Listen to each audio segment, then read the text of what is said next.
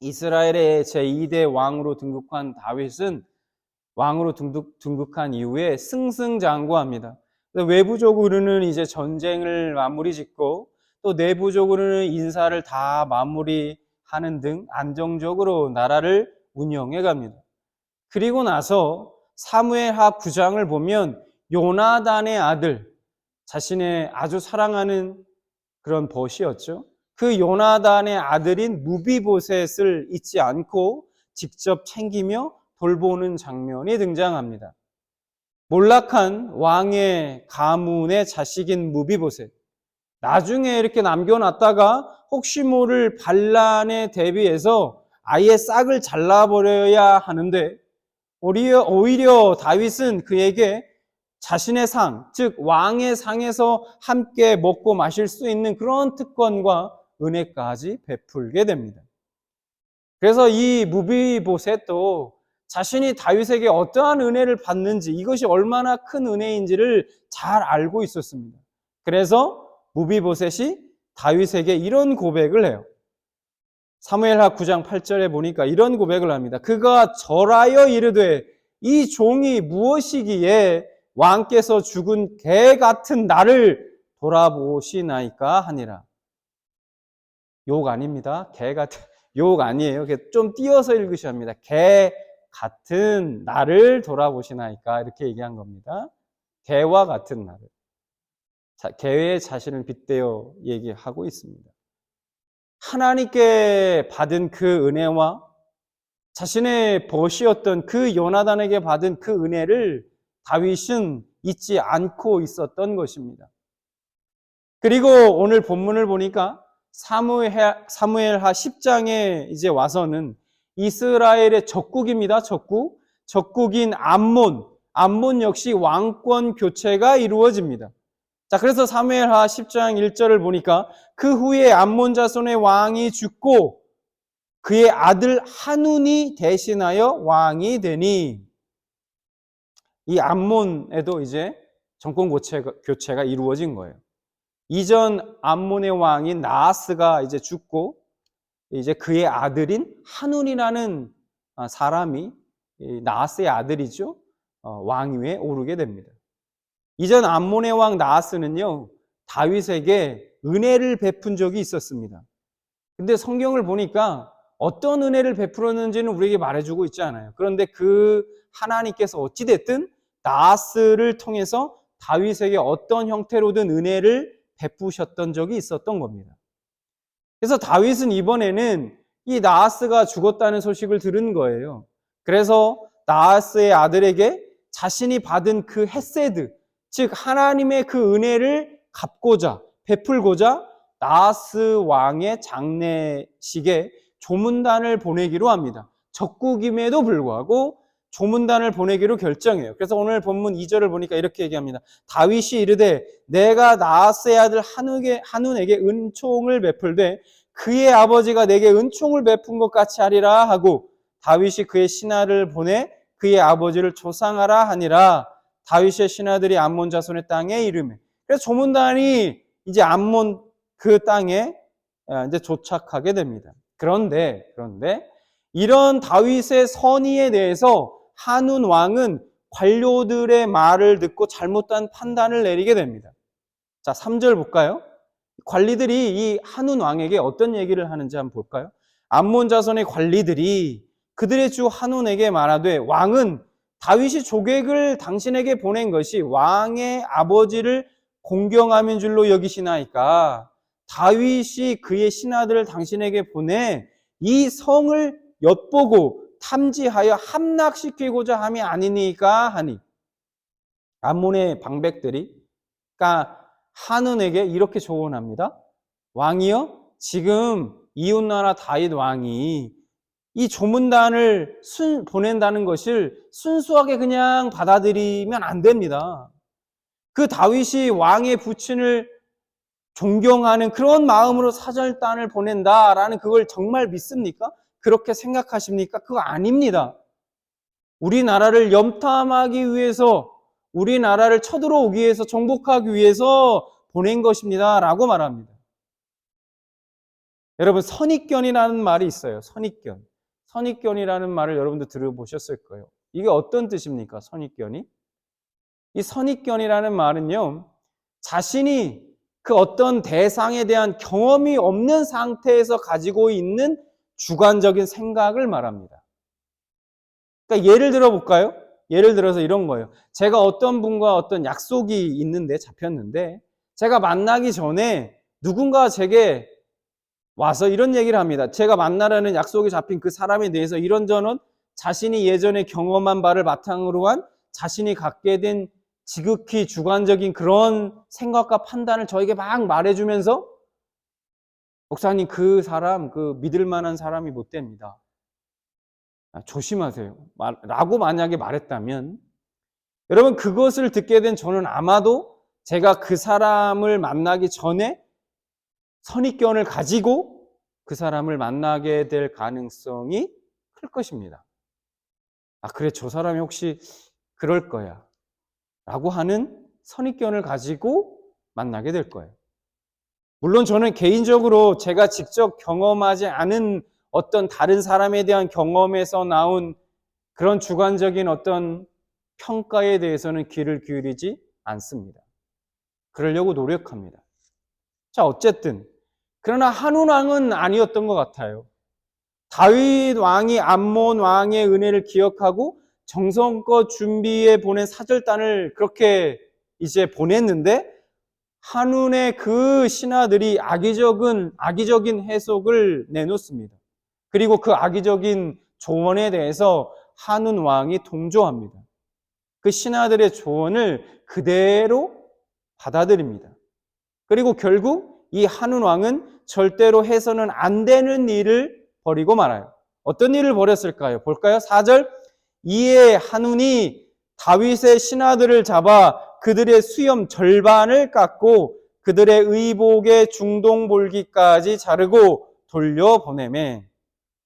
자, 조문 사절단을 보낸 다윗의 신하들을 붙잡아서 그들의 수염을 절반만 깎았답니다. 절반만. 다 깎은 것도 아니에요. 절반만 깎았어요. 그리고 또 이 뒤에 이 엉덩이 부분에 옷에 구멍을 다 내가지고 엉덩이를 다 보이게 그렇게 내놓게 하고 쫓아냅니다. 여러분, 굉장히 치욕스러운 일 아닙니까? 이건 정말 치욕스러운 일이죠. 정말 수치스러운 거예요.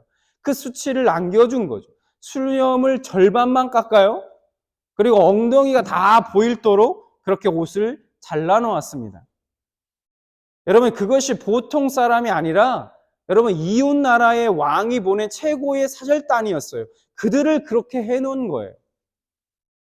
이건 굉장히 무례한 겁니다. 예의 없는 것이고요. 정말 얼마나 모욕적인 일입니다. 이런 모욕을 당하고 이제 이 조문단이 국경으로 돌아왔습니다. 다윗이 자신의 신하들이 수염인 절반 깎이고 옷은 엉덩이가 다 보인 채 그렇게 잘린 상태에서 모욕을 당하고 돌아왔다는 소식을 듣게 돼요. 여러분, 생각해 보십시오. 옷이야 바꿔 입으면 돼요. 그렇지 않습니까? 그러나 그 잘린 수염은 어떻게 합니까? 금방 자라는 것도 아니에요. 그 수염을 생각할 때마다, 보일 때마다 그 숙취와 치욕이 계속해서 떠오를 거 아닙니까? 그래서 이 수염이 자라기까지는 시간이 필요해요. 그 얘기는 그들이 받은 그 상처와 그 아픔이 치유되고 회복되는 데는 시간이 필요하다는 거예요. 그것을 다윗이 잘 알고 있었어요. 그래서 그들에게 당장 들어오지 말고, 예루살렘으로 들어오지 말고 그 국경 지역에 있는 여리고에 머물면서 수염이 다 자랄 때까지 거기 머물러라 라고 말합니다. 그래서 5절을 보니까 사람들이 이 일을 다윗에게 알리니라. 그 사람들이 크게 부끄러워함으로 왕이 그들을 맞으러 보내 이르기를 너희는 수염이 자라기까지 여리고에서 머물다가 돌아오라 하니라.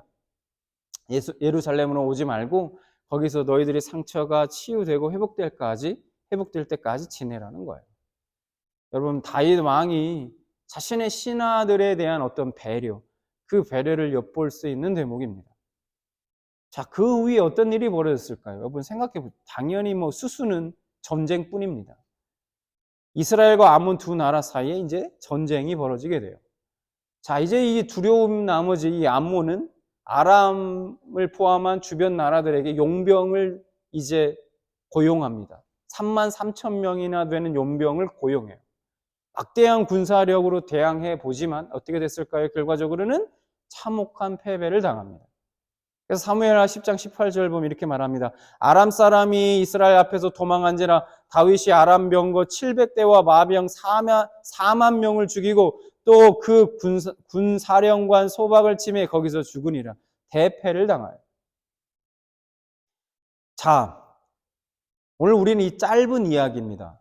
이 짧은 이야기 속에서 하나님이 우리에게 말씀해 주고 계신 두 가지 지점을 중심으로 한번 하나님이 우리에게 말씀하시고자 하는 그 교훈, 우리에게 주는 교훈이 무엇인지를 좀 생각해 보고자 합니다. 우선 첫 번째 지점은 이런 거예요. 받은 은혜에 대해서, 내가 받은 은혜에 대해 요나단의 아들 무비보셋처럼 감사와 기쁨으로 그 은혜를 받아들이는 사람이 있는가 하면, 한운 왕처럼 그 은혜를 베풀어진 그 은혜를 오히려 거부하고 그 은혜에 대해서 모욕하는 그런 사람이 있음을 우리에게 보여주고 있다는 겁니다. 이 말을 들은 여러분들은 이게 나와 무슨 상관인가? 나는 한운 왕처럼 하나님의 은혜를 거부하지 않아. 나와는 이거 상관없는 얘기야 라고 생각하실 거예요. 그래, 맞습니다. 사실 하나님의 은혜를 거부하겠다는 사람이 누가 있겠어요? 없죠. 하나님을 믿는다는 사람들은 모두가 은혜를 더 사모하고 더 원할 거예요. 그러나 여러분, 우리가 분명하게 알아야 하는 것은 우리 역시 이 한운 왕처럼 하나님의 은혜를 거부하는 자로 살아가고 있을 수 있다는 거예요.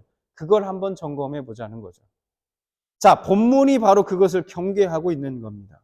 하나님의 은혜에 대해서 내가 감사와 기쁨으로 반응한다는 것은 어느 한순간에 내가 어떤 감상적인 생각을 의미하는 것이 아니라는 거예요.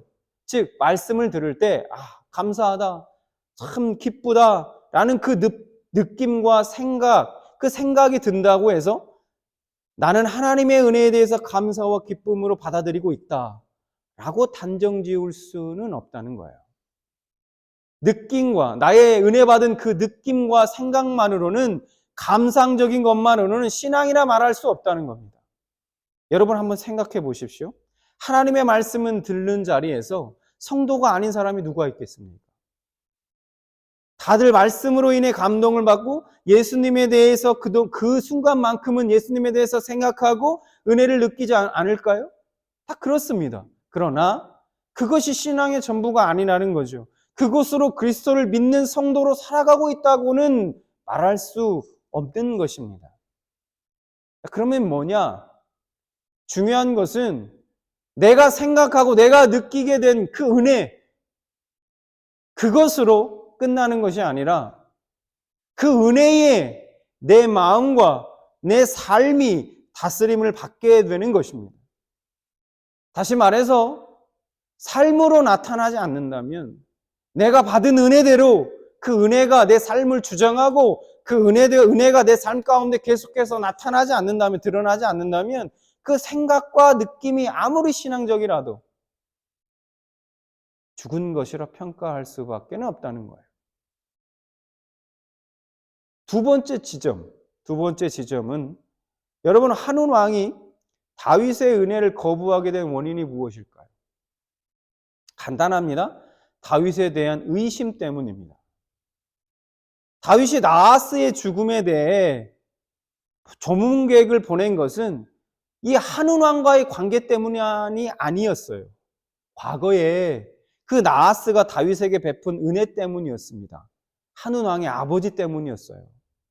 그런데 그들은 다윗과 자기들과의 관계에서만 자꾸 생각하는 거예요.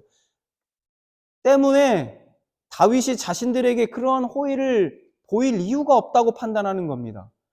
나랑 다윗과 아무 관계 없는데?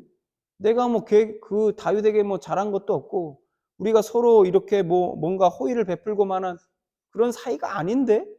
친한 사이 아닌데 왜 우리에게 이런 사절단을 보낼까? 라고 생각하는 거예요. 자신과 다윗 사이에서만 생각하는 거예요. 그래서 그러다 보니까 이런 호의를 베풀 이유가 전혀 없다 생각하는 거죠. 그래서 조문사절단을 보낸 건 분명히 불순한 의도가 있을 거라 의심하게 된 것입니다. 우리가 염두에 두어야 할 부분이 바로 이 부분이에요. 여러분, 다윗이 무비보셋에게 은혜를 베푼 건 누구 때문입니까? 그의 아버지 요나단 때문입니다. 다윗이 한운에게 은혜를 베푼 것은 누구 때문입니까? 그의 아버지 나하스 때문이었어요. 여러분, 바로 이것처럼 하나님이 우리에게 은혜를 베푸신 이유가 뭘까요? 하나님과 여러분들의 관계 때문입니까? 여러분과 하나님과의 관계 때문일까요? 아닙니다. 예수 그리스도 때문인 거예요. 그런데 우리는 자주 하나님과의 나와의 관계를 계산하면서 그 은혜를 평가하려고 한다는 거예요. 내가 이런 거죠. 내가 하나님 앞에 뭘 잘한 게 없는데, 내가 아무리 봐도 내 삶을 제대로 살지 않는 것 같은데 하나님이 나에게 은혜를 베풀 리가 없어. 나를 구원하실 리가 없어. 자꾸 의심하는 거예요. 그런 생각을 갖게 되는 겁니다. 하나님을 믿지 않는 사람들이 자신들에게 주어진 것을 하나님이 베푸신 은혜라고 여기지 않는 이유도 비슷해요. 난 하나님도 믿지 않고, 난 하나님을 모르는데, 내가 하나님과 아무런 관계가 없는데, 무슨 하나님이 나에게 은혜를 베푼단 말이냐? 라고 말합니다. 그렇게 생각해요. 그런데 하나님은 마태복음 5장 45절에 이렇게 말씀하십니다. 이같이 한즉 하늘에 계신 너희 아버지의 아들이 되리니 이는 하나님이 그 해를 악인과 선인에게 비추시며 비를 의로운 자와 불의한 자에게 내려 주십니다. 하나님의 은혜는 예수 그리스도로 인해서 무조건 베풀어지는 것입니다. 그런데 인간에게는 이 무조건이라는 것이 어색하다는 거죠. 어색해요. 왜냐하면 무조건적으로 뭔가를 받아본 적이 그렇게 많지 않거든요. 부모님에게야 무조건적인 사랑을, 그런 은혜를 받아본 적이 있지만, 근데 그렇지만 대중에는 부모님에게조차도 그렇게 무조건적인 사랑과 은혜를 받아보지 못하고 자란 사람들도 있어요. 그러니까 인간에게는 이 무조건적이라는 말이 사실 어색합니다. 자꾸 의심하게 만드는 거예요. 무조건? 그런 게 어디 있어? 왜냐하면 항상 조건을 앞세우며 살아가는 것이 인간이기 때문이에요. 세상에는 공짜가 없다라고 들어왔기 때문이고 그렇게 배워왔기 때문입니다. 세상에 공짜가 어딨냐? 그래서 사랑을 한다면 사랑을 할 만한 조건이 있기 때문이고, 친절을 누군가에게 베푼다면 친절을 베풀 만한 이유와 조건이 있기 때문인 거예요. 그렇게 생각합니다.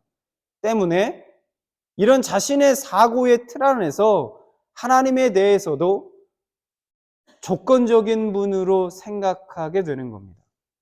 그래, 하나님도 이렇게 내가 해야 하나님도 나에게 복 주시고 은혜 주실 거야 라고 이렇게 하나님도 늘 조건적인 분으로 자신의 사고의 틀 안에서 생각한다는 것이죠. 은혜도 받을 만한 사람에게 주고 복도 받을 만한 사람에게만 주시는 분으로 여기는 것입니다.